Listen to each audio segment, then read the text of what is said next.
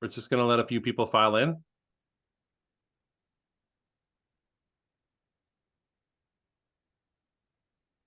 Well, hello, everyone, and thank you for joining us for today's webinar. My name is Brett Ruffle, and I'm editor of Canadian Poultry Magazine. I'm joined today by our presenting sponsor, Ben Kaiser of Kaiser Ag Solutions. Ben installed his first commercial cage system as a teenager, helping his father on projects in Alberta, Saskatchewan, and BC. He then spent 15 years in the commercial heating and ventilation industry before coming back to poultry 7 years ago.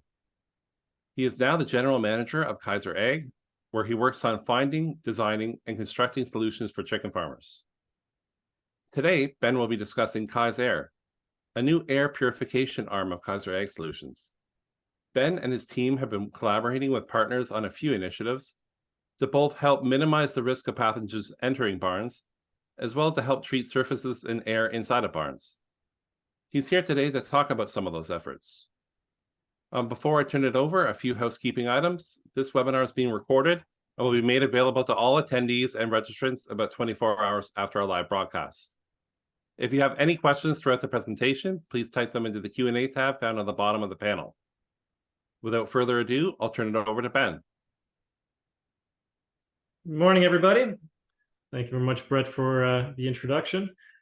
As you mentioned, today we're going to take a look at some of the new things that we've been working over here at Kaiser Ag, and this is my first webinar, so hopefully this goes well, and at the end we'll be taking any questions that you may have. Brett will be forwarding those off to me.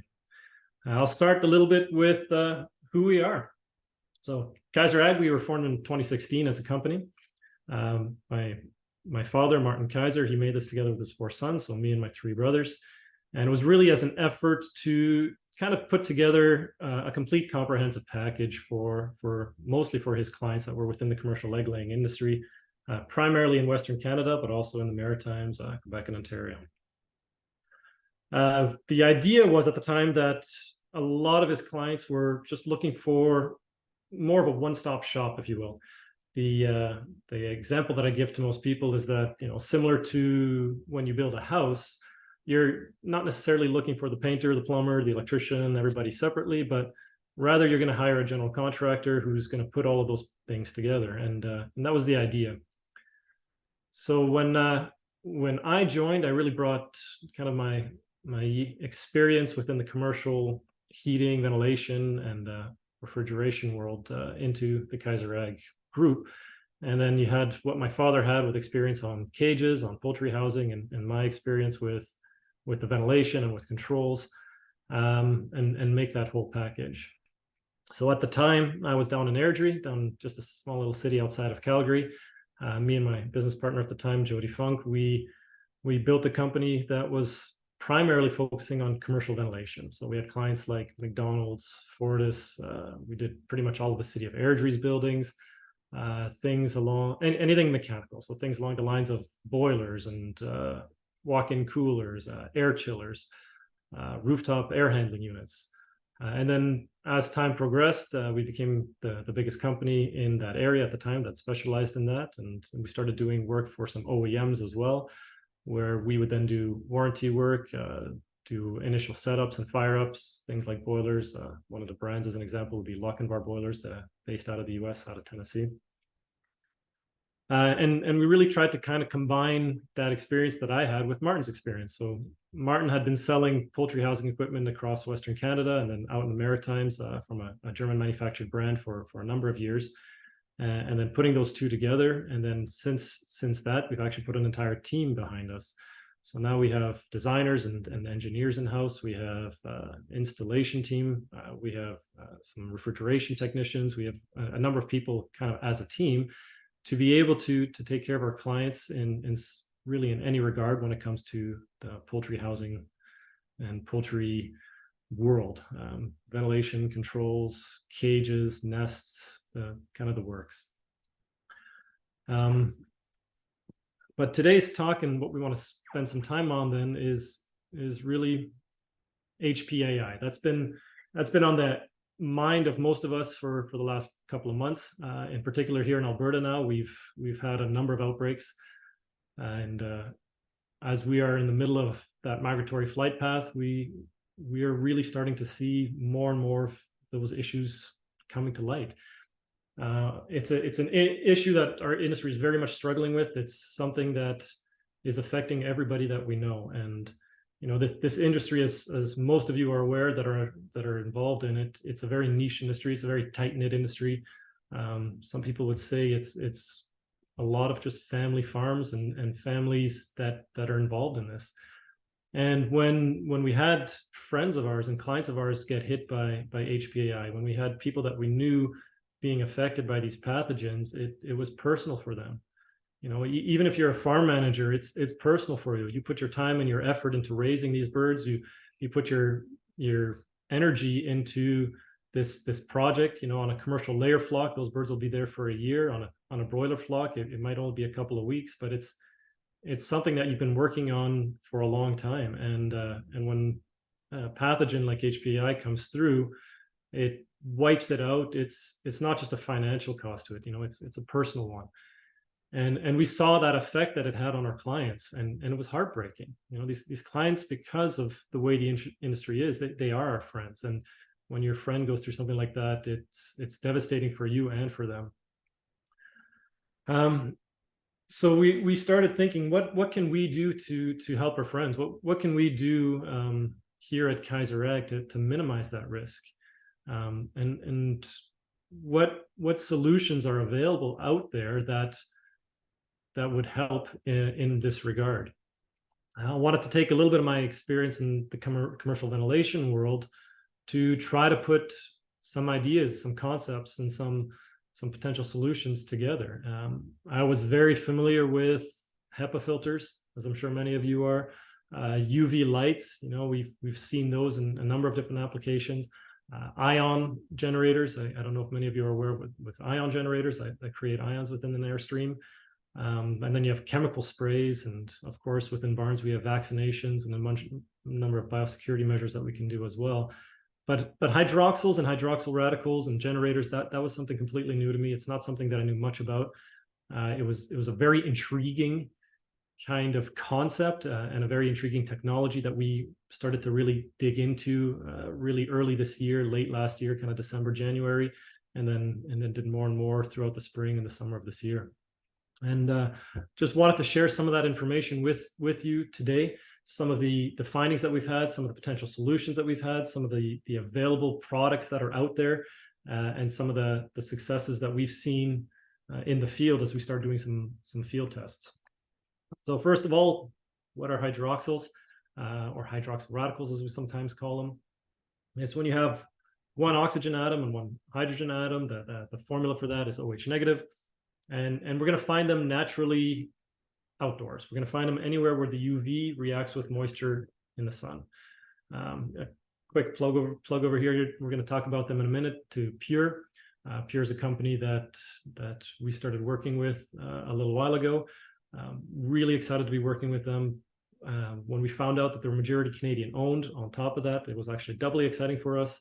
Pyure has been an absolutely fantastic resource, a fantastic company that has really been helping us work out some of the challenges that we've had and understanding some of the potential that hydroxyls may have for poultry farmers and the ag world in general. Pyure was kind enough to supply some of these infographics for us today to help put into pictures what I'm trying to convey in words. So hydroxyls and their role in our atmosphere. So there's a Nobel winner, his name was Paul Crutzen, and he kind of coined that term, detergent of the atmosphere. And he was trying to convey the idea that hydroxyls, when they're in our atmosphere, they can clean it, and hence the term for it. So when we consider our atmosphere, we're really looking at what's our troposphere. Our troposphere is the lowest part of it. It's more or less kind of 10 kilometers up from sea level. And for us here living on the surface, it's about 75 to 80% of our atmosphere. I'm not a meteorologist. I'm not going to pretend to be a meteorologist. So I'm really just kind of conveying some of the information that we found out over the course of the last year, and try to explain this a little bit. So OH and OH negative is the hydroxyl. That's what we call the hydroxyl, and it's going to fluctuate with the different seasons of the year. It's going to fluctuate with day and night cycles, and it's going to fluctuate at different altitudes. So that's because we need UV light. So obviously at nighttime, there's no UV. You're not going to get a lot created. It also needs moisture. So if you're going to go up into elevation, up into the mountains, you're going to have less moisture than you would right at sea level. And you need that combination of UV and moisture in the air to create these hydroxyls. So that's why it'll fluctuate depending on the atmospheric conditions that we find wherever we may find them. You can see there kind of the way it forms on the bottom of your screen. So it's formed when that O3, that ozone molecule, it's going to react with UV light. Then we're going to get some water vapor thrown in there. So we've got the UV light, we've got the ozone, we've got the water vapor as, you know, the H2O molecules. And then you get a bunch of chemical reactions, and they all happen within fractions of a second. And eventually we end up with these hydroxyls. And one of the reasons, and really the primary reason that we started looking into this is why don't we get sick when we're outside? It's kind of a joke in our house that within the second week of September, I'm going to catch a flu. I'm going to catch some kind of sniffles or a cold. And I'm sure many of you have the similar experience if you have any kids. As soon as my kids go to school, about 2 weeks later, I get a cold as well. But why didn't I all summer?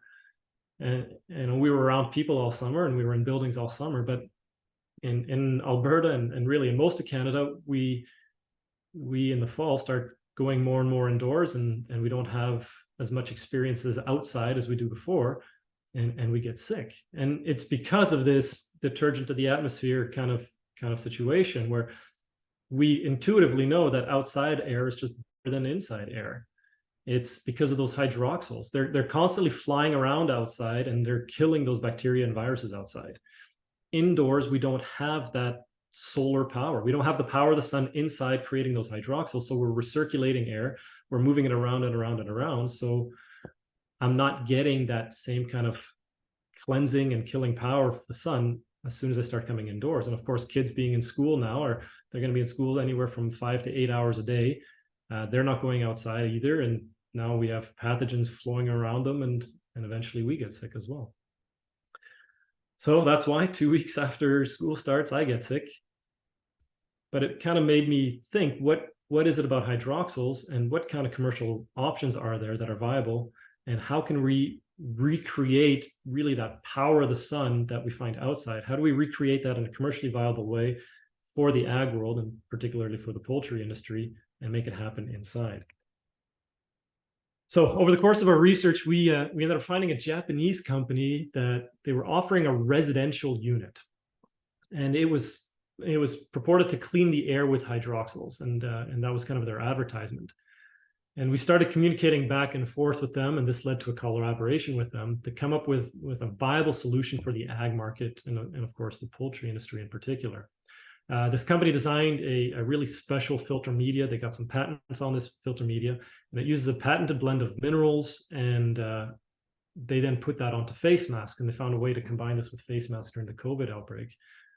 The masks, they ended up proving to be so effective, they started doing more research on it and trying to determine what was going on. And it was found that these minerals, they produce hydroxyl radicals, and that destroyed the coronavirus HA protein spike. So if you look at your picture, that's kind of that gold thingy inside of the picture. And then the envelope of the virus is kind of the blue membrane on the outside of it. And the research that they were doing at the Tokyo Medical and Dental University showed that the protein and the virus envelope were being destroyed by these hydroxyl radicals. So HA stands for the influenza hemagglutinin. I don't even know if I'm saying that properly. I'm not a chemist or a meteorologist. But this is what helps bind the viruses to the surface of the cells that the virus then targets. If this is damaged, then a virus has a hard time binding to its host.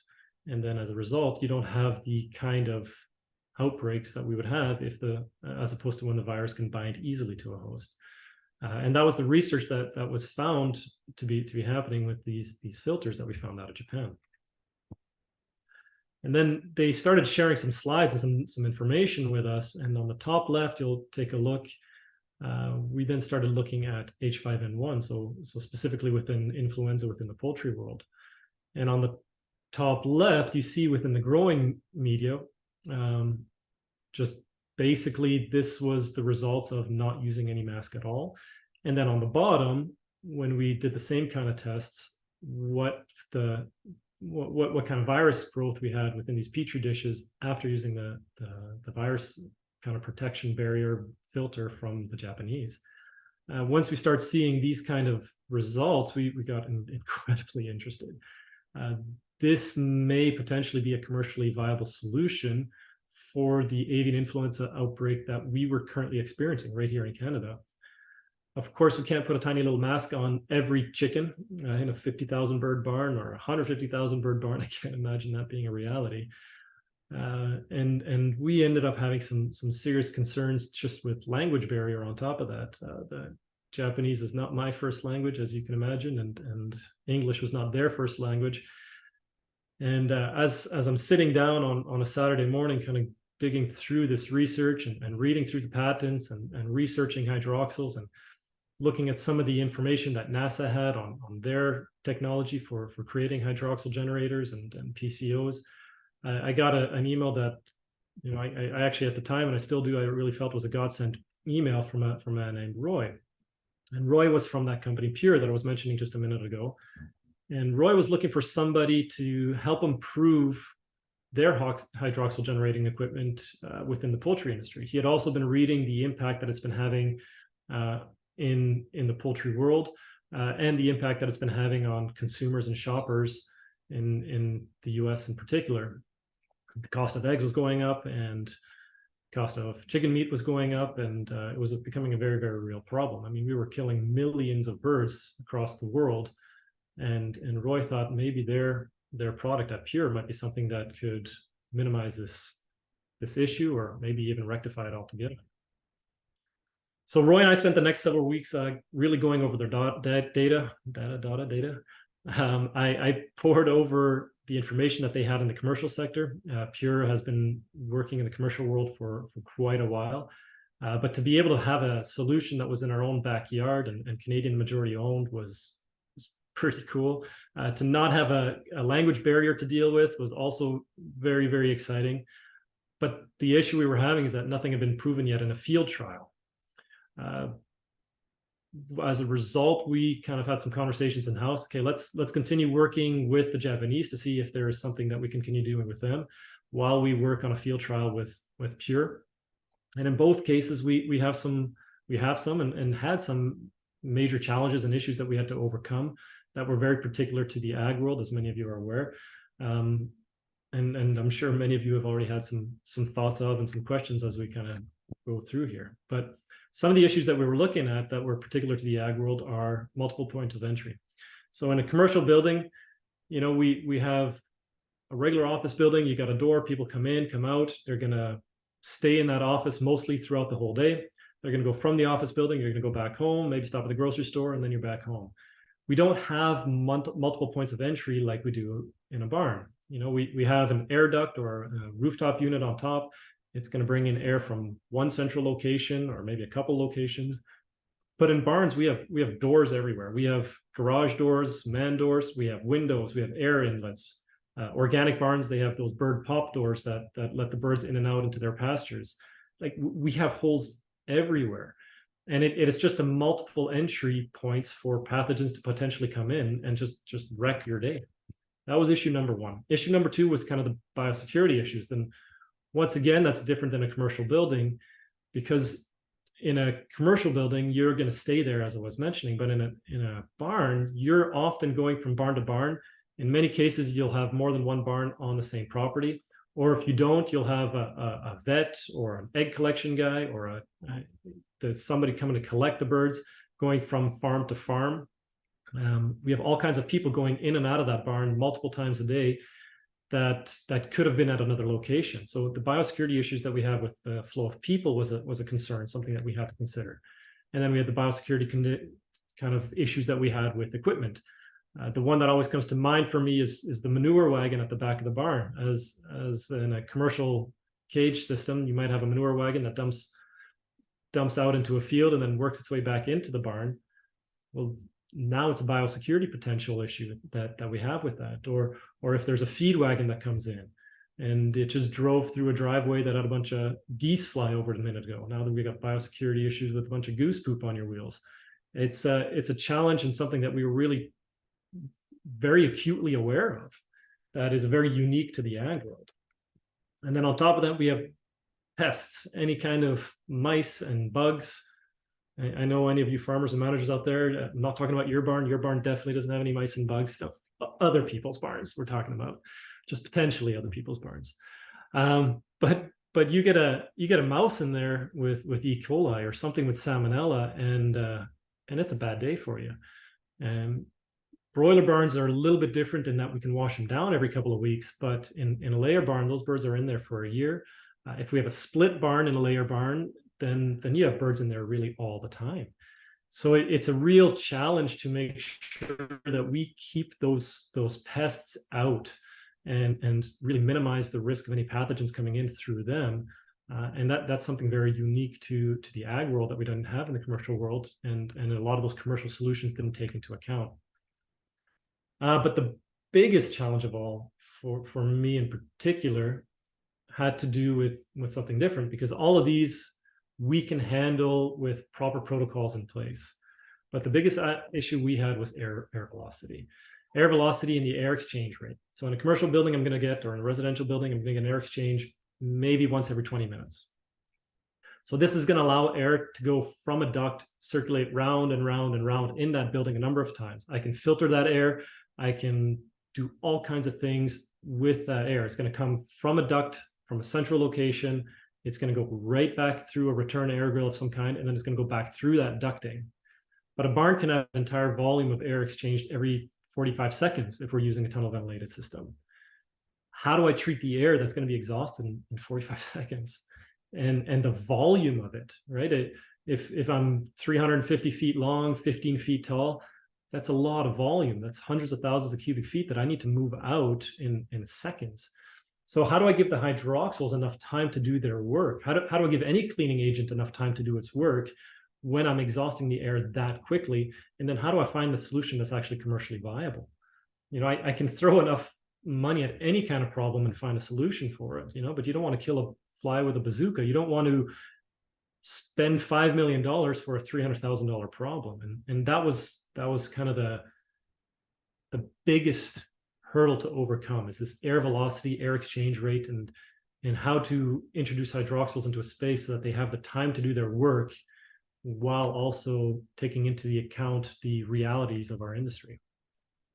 So the number one system that we're working with and we currently have a trial ongoing on a farm in Saskatchewan, is with Pyure. This particular farm in Saskatchewan had a bacterial outbreak, a bacteria issue that was affecting their egg grade outs. Privacy reasons, I can't go into a lot of details on that, but the bacteria was affecting the bird's digestive tracts. Because the barn was a split barn, he could never really, or the manager can never really clean the barn out without it affecting everything, and then having to start from zero again, and always being 6 months behind. This just meant that every time a new flock came in, within a couple of weeks, that new flock was getting infected with what the old flock was carrying. And then that new flock would be kind of a new breeding ground for the bacteria, would allow for some mutations, I would imagine, within the bacteria that then allowed the old flock to have another flare up, and then we would have some undergrade issues, some significant undergrade issues. So far, this trial has been an incredible success. I'm very happy with the results, and we hope to have some more solid data on this very, very soon. The grade out numbers are looking really, really good compared to where they were in a similar position last year. And once we know more about this, we're going to be sharing more of this information with other people. And of course, we have to wait for that full year to really get the full picture of it. But Pyure was the number one that we found, and we found it's kind of the number one solution. They're the only ones that can create these hydroxyls at a scope and at a scale that we really needed to overcome the high velocity and the high airflow rates that we were seeing in barns. The second one is the one we're still working with the Japanese. We've shown the effectiveness of their solution within laboratory settings, and we're now looking to do some live barn trials with them as well. What we've done and been able to do with the Japanese has been incredibly exciting. We're actually very excited about it. But we need to do some real world live tests on it. I'll get a little bit more details on what we're doing with them here shortly. And then number three is the final one, is a company based out of France called KaisAir. They make a very cool product as well. It's a PCO product, and kind of further on in the slides, I'll walk through a little bit what that is. We had been looking at a company called Sistel. They're an air handling company. They work on heat exchangers, air heat exchangers, and they were introducing this honeycomb product into their heat exchangers and in their makeup air units. Air flowing through this honeycomb product just ended up coming out really, really clean. And it's been proven to be very effective in situations where you have limited air inlets. So air exchangers being a really good one, air recirculation systems, but really anywhere where you can control that fresh air coming in from. So those are really the top three that we've been looking at over the next little bit. We've put a little website together over the last month called KaisAir.ca, where you can have a bit more information on what these systems are. The website is in its preliminary stages, but we have the ag portion of it set up, and we look for any questions that you may have on that. Just contact us through that website. So as mentioned before, Pyure, when Roy gave me that phone call, it really felt like a godsend. They are a Canadian majority-owned company. They're based out of the US, and we're very excited to be working with them. Their company history is they focused on odor elimination. You can find a bunch of information on their website.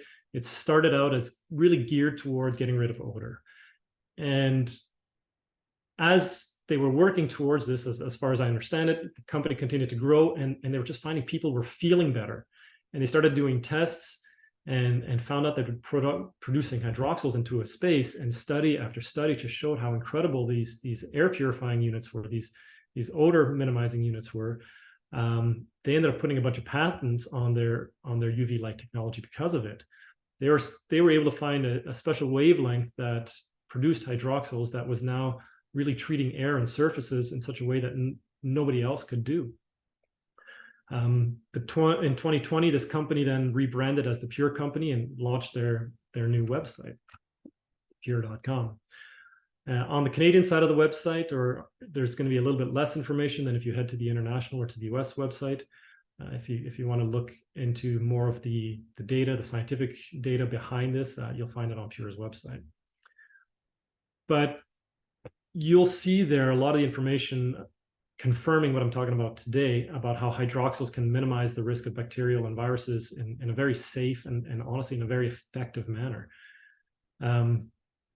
Hydroxyls destroy pathogens. You can see it here on the slide very briefly and very simply, the idea between those volatile organic compounds, any kind of pathogen, and that the hydroxyl radicals just go and attack them. And it confirms what we were able to find out with the University of Tokyo's findings as well. There's a video on Pyure's website that shows more of that information. Now, in the commercial world, Pyure has the same kind of competition to what I was familiar with before. You had ionizers and photocatalytic oxidation systems. I'll explain a little bit more what PCO is a little bit afterwards when I get to KaisAir, which is similar to what they're doing. And then ionizers, they worked kind of for duct systems, but they're very, very limited when we compare them to what Pyure was able to do. Then the second piece in our arsenal, kind of the stuff that we're working with, is with Taishi. We now have a patent pending on kind of a collaboration that we've been doing with them on their blended mineral filter media. Taishi started with the masks, and when they were able to find out that they could kill viruses as they were coming through, and that these hydroxyls were being created in the airflow, that's when we started really getting interested, as I mentioned earlier. We started sending those emails back and forth with the owner of the company, and it was really neat finding a company that was looking at air purification, air filtration, that had agricultural background.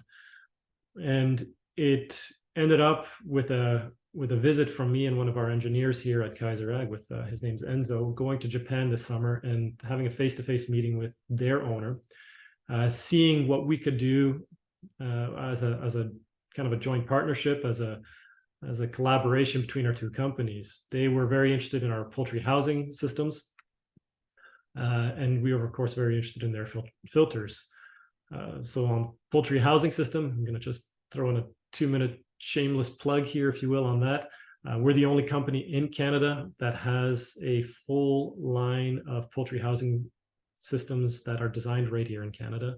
Organic, broiler breeders, enriched systems, pullet systems, aviary, free run systems. We do everything, design it right here in Canada. We do as much Canadian manufacturing as possible. As an example, all of our sheet metal parts are made right here in Edmonton, Alberta. And we really try to keep Canadian farmers' money in Canada as much as we possibly can.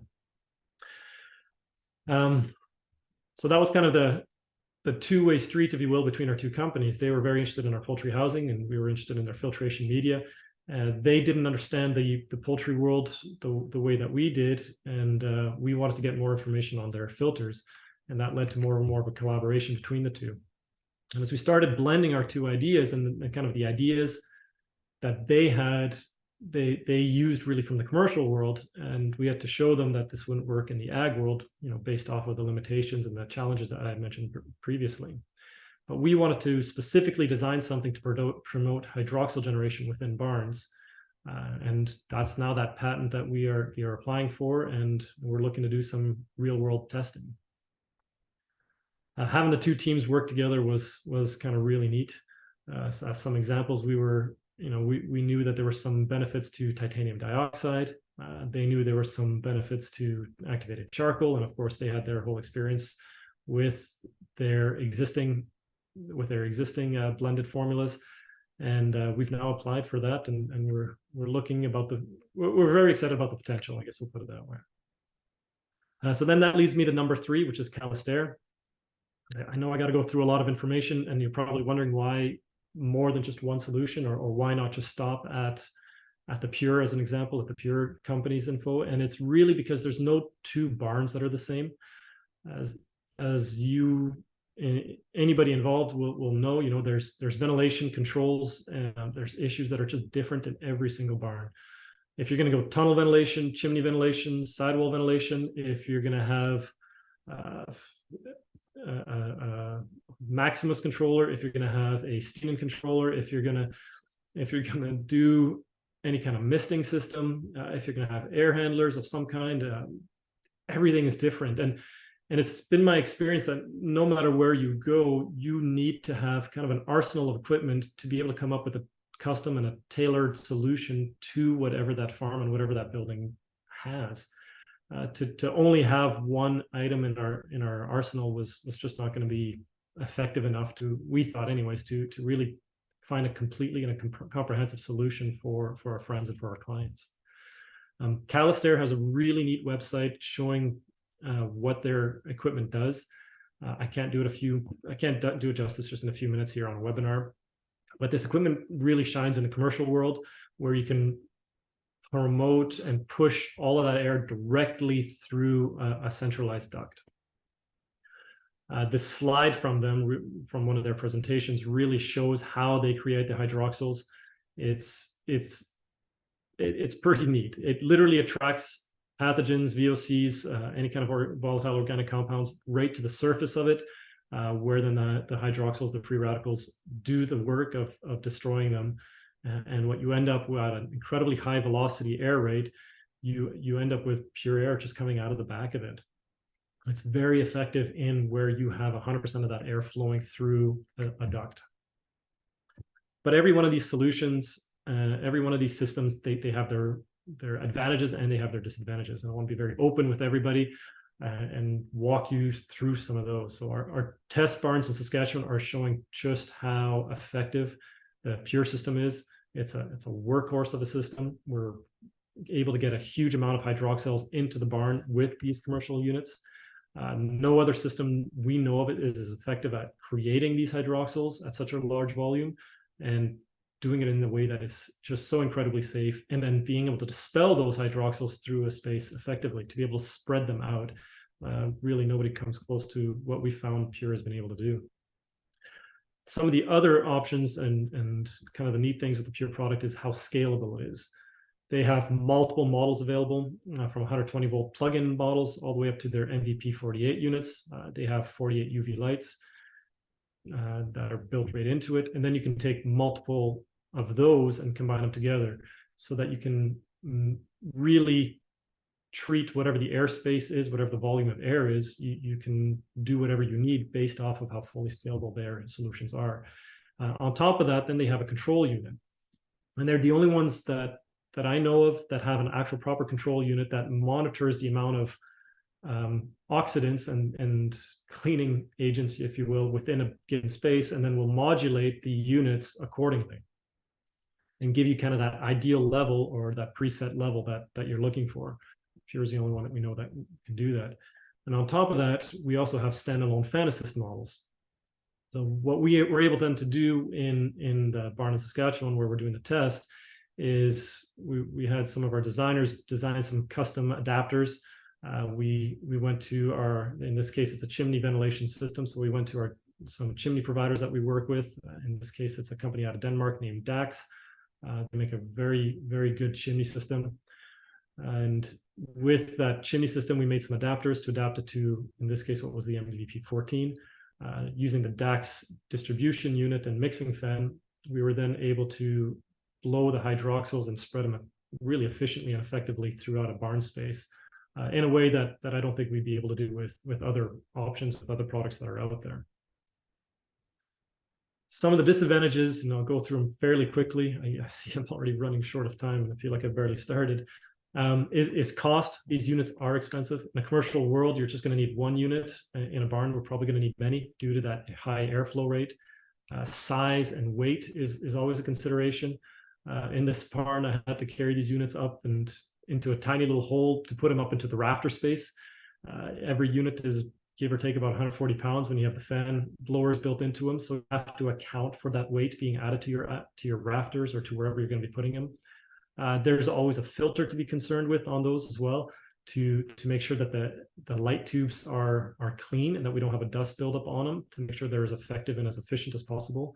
And that you'll always need some kind of customization. And this is true really for any system that's out there. Depending on what your barn looks like, depending on what the ventilation system is in that barn, you will need some kind of customized adapter, bracket, ducting, something customized to make it work. Then with the pros and cons on the system that we're working with on the Japanese, we were really looking to see if we could come up with something that had a lower initial cost, something that was really simple to install, very, very easy. Ideally, that didn't need a secondary power source or any kind of cabling brought up.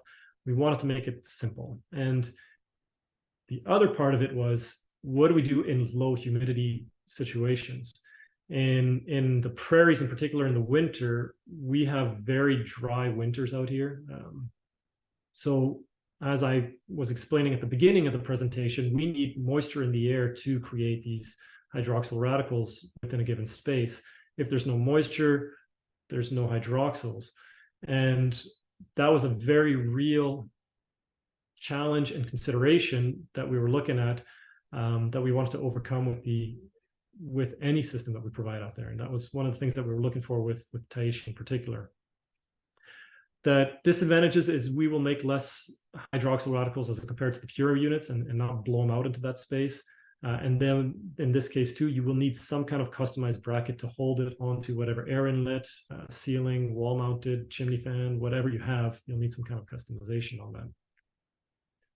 The KaisAir is also quite adept at creating those hydroxyl radicals. The technology behind their honeycomb filter is I find it actually just amazing. They have a patent on that as well. You can move an incredible amount of air through their honeycomb, and it's still very, very effective. You know, we're talking 97 to 99% effective at killing the pathogens blowing through it in a single pass, like one pass, not multiple round and round passes. It also comes in multiple sizes, so you can have it fit almost any air handling duct size that you may have on site. Very neat little system. The main concern I have with the KaisAir kind of product is actually one that they are very open about. They make no claims otherwise.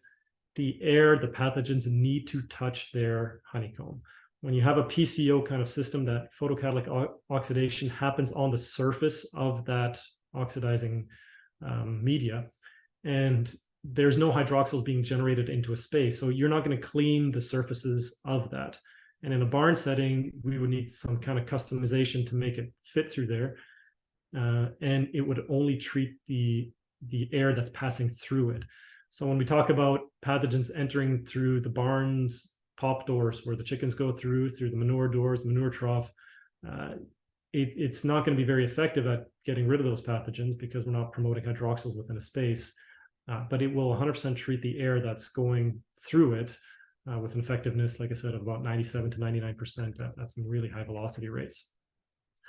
Any type of system that you put out there is going to have some regular maintenance issues. If it's a filter, if it's a UV light bulb, there's a lifespan on those that require replacing. There's same goes on anything that's mechanical. It's also worth mentioning that there's no system out there that's foolproof. No matter what we do when it comes to minimizing viruses and pathogens or just mitigating risk, it will require a comprehensive approach.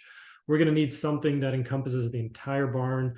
It's going to need to encompass how you manage your barn, how the birds are placed, what kind of systems you have in. So everything is foolproof, or nothing is foolproof, I should say, and everything requires a comprehensive approach and some kind of commercialization and customization to make it applicable. And that's really where we're trying to say, you need a team behind you, a team that can kind of sit down with you and find out, here's what I got, here's what I'm looking at.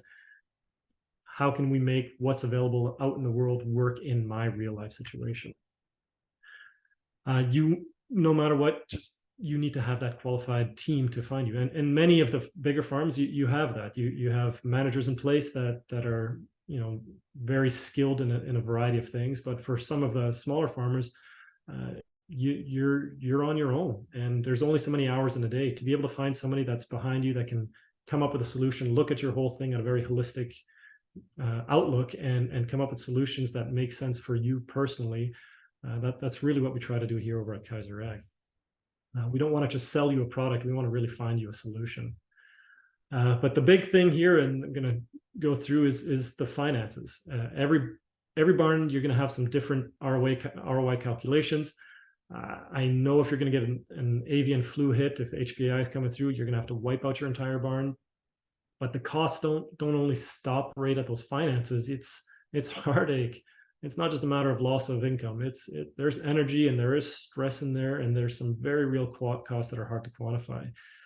But I can't go through every possible scenario through here. So what I'm going to try to do is I'm going to just look at one issue in particular. We're going to use a commercial laying barn. If we have a commercial laying barn, it's got about 50,000 layers in it. And if they're laying at, let's say, about a 95% rate, just on average, if these hens then get bronchitis, and we'll kind of pick a random number, this can jump up and down, but let's say they get bronchitis and our undergrades jump by an additional 4%. What does that number look like? Roughly, I'm going to lose about 1,900 extra eggs per day. That's 158 dozen. If we're selling those eggs at $2 a dozen, and depending on the eggs, it might be more than that, but at $2 a dozen for a full 365 days, that's $115,000 a year that we could lose just to bronchitis. That's just the loss in revenue off of those eggs that we weren't able to sell. But what about the feed that I gave to those birds that now those eggs were produced and I couldn't sell? What about the vaccination costs for those birds, the pullet costs for those birds, the mortgage cost for the barn that is now housing those birds? The costs go on and on. In this case here, I'm only looking at the income loss, that 4% of eggs over a whole year at $2 a dozen. That's a massive number at $115,000. And in our mind, if I can find a solution with hydroxyl generation that minimizes or ideally eliminates that, as difficult as that may be, but at the very least minimizes that or cuts that into a fraction of what it is, we may have a solution that is not only exciting but commercially viable as well. And then there's so many unknowns on top of that. What about the feed conversion rates? What if I can improve the birds' gut health and their digestion and their mortality and get better feed conversion rates? If I get less chemical usages out of that, If the vaccination costs go down because I don't need to vaccinate as often, if now my barn washdowns don't need to use as much chemical and soap, or I can do dry cleanings more often. What about insurance costs? If we've showed that hydroxyl generation within a barn is at such a place where now we're really minimizing that risk of pathogen outbreaks, what do the insurance providers see when they see that? What do they say, and what kind of effect would that have on insurance premiums? There's just so many factors that we really can't look at the whole thing, and that's really why we wanted just to kind of look at that previous slide.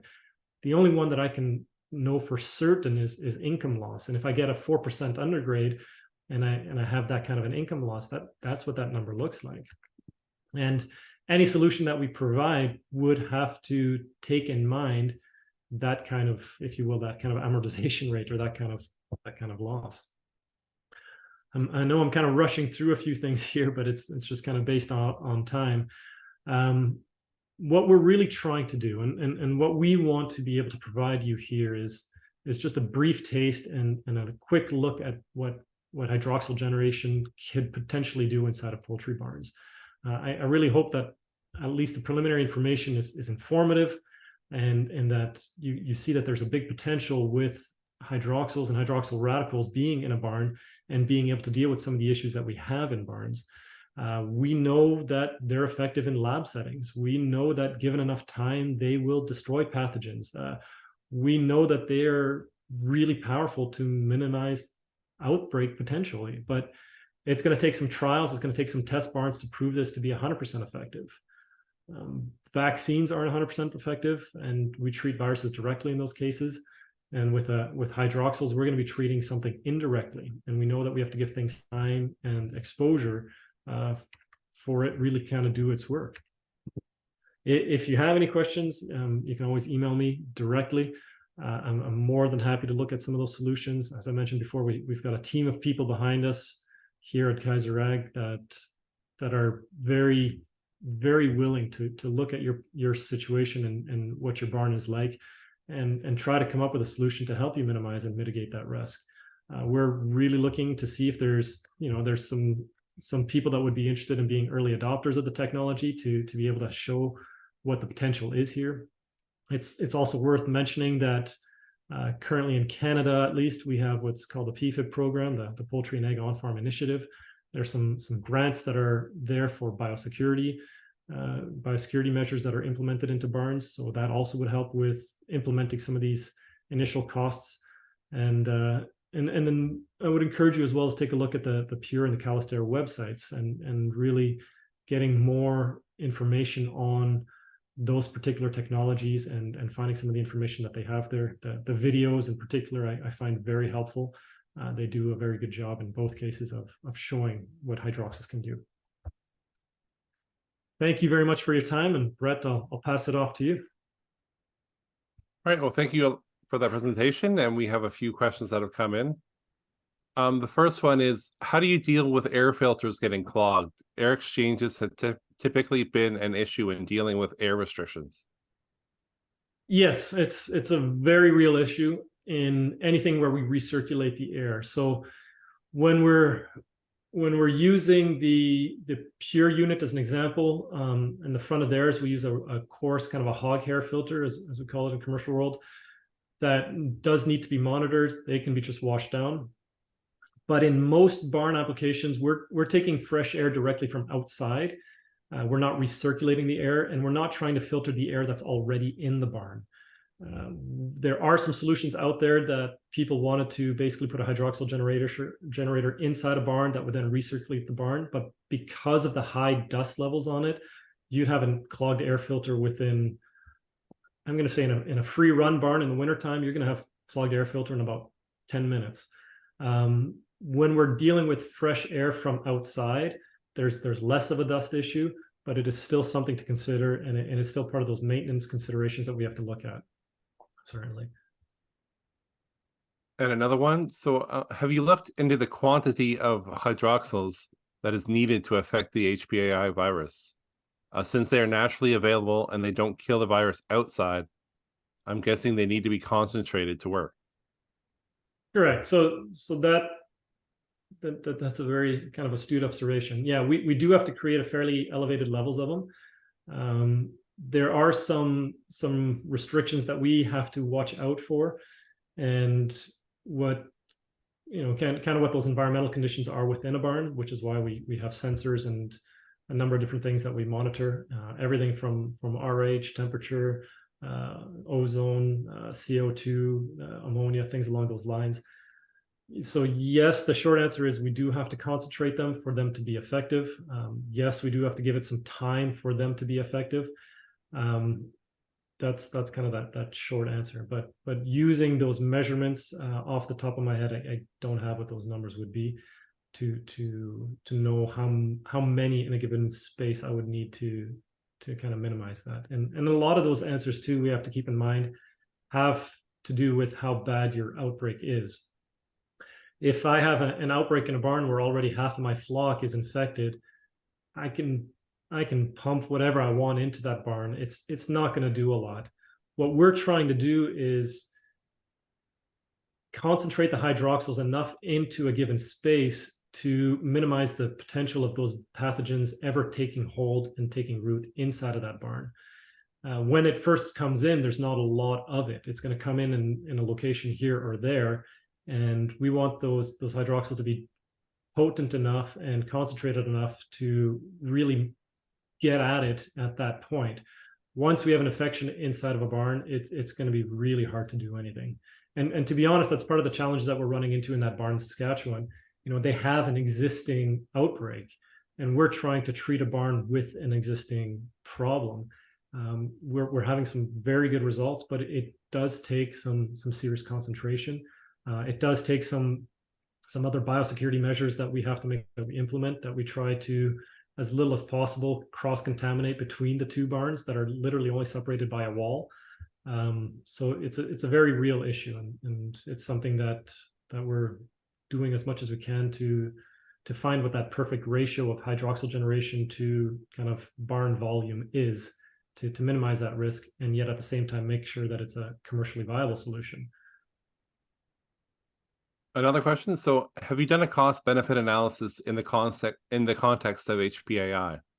Like if the virus is mostly introduced by contaminated people, equipment, untreated drinking water, sanitizing air may not contribute significantly. So perhaps ILT would be a better model. So yes and no.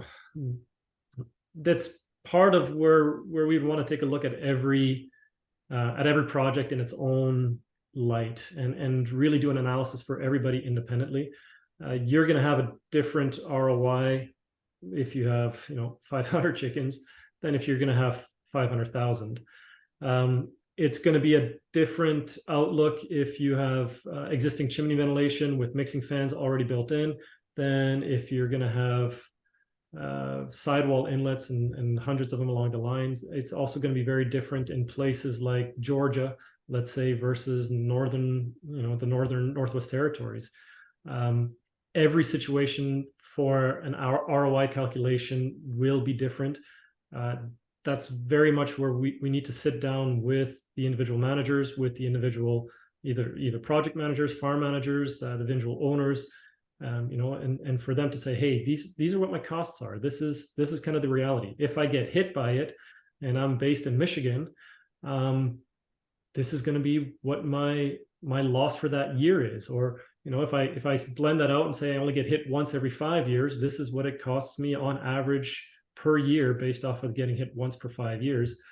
And that's going to be a different number for that person, like I said, in Michigan, than it will be in the guy in the Northwest Territory. So there's no hard and fast rule that I can give to anybody, short of us just coming down and seeing what your numbers are, and does it make sense in this application to use this type of equipment, or to put in that kind of biosecurity protocol in place, or get a different insurance provider. Like every situation is so unique that it's very difficult for me to answer that question with a hard concrete number.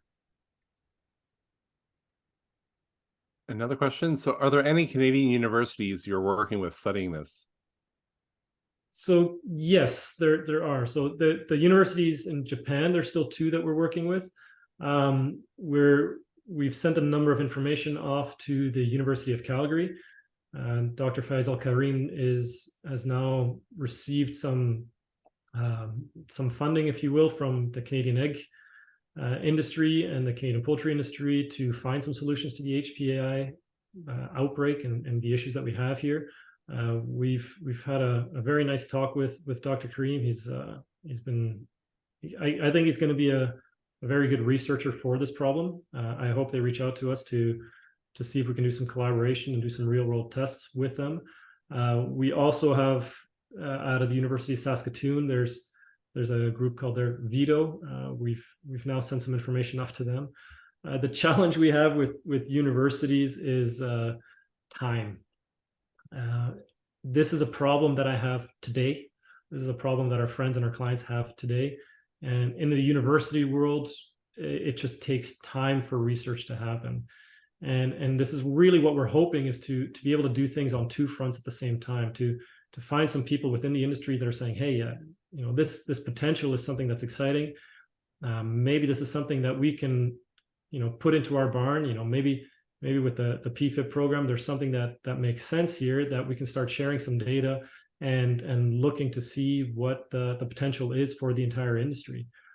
So for us, the issue we have with the universities is time, but we're very excited to be in contact with University of Saskatoon and University of Calgary to see what they come up with, and of course anything we can do to help them in their research, we're certainly here for them.